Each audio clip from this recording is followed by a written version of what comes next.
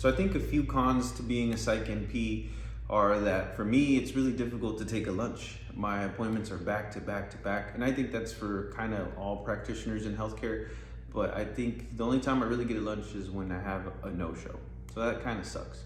A lot of people come in expecting a quick fix, and that's not how psychiatry works. And that's based on the medical system where you have a cold and you take meds for 1-2 days and you're already doing better. And depression just doesn't work like that. There's so many other factors that are involved. So that's number 2.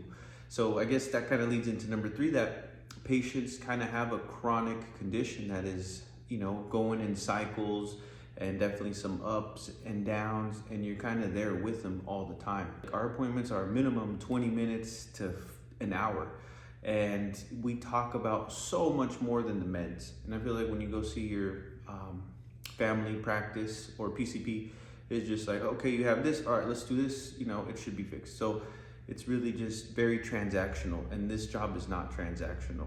I also think it's difficult listening to stories of marginalized people day in and day out who are victims of their environment, victims of society. And I constantly have to re-educate them on medications and really destigmatize mental health, even for some of my patients, for their family members that come in. So those are definitely challenges that I deal with. Other things that sometimes are a con is when you have to tell people no, like when they want a certain service animal that's not a service animal, or they want some kind of work excuse for something that, most of us deal with. Like, sometimes you wake up and you don't want to go to work. Like, that's a very common thing for a lot of us. And, a lot of my patients, I just have to say no and kind of give them a reality check. So that's tough sometimes. Like, you're kind of given so much authority and objectively you don't see it, and you have to break it to your patient. So those are some of the few things that I think, we probably all experience, but in psychiatry, it's definitely more personable, more one-on-one. So you just know more about your patient, definitely less transactional.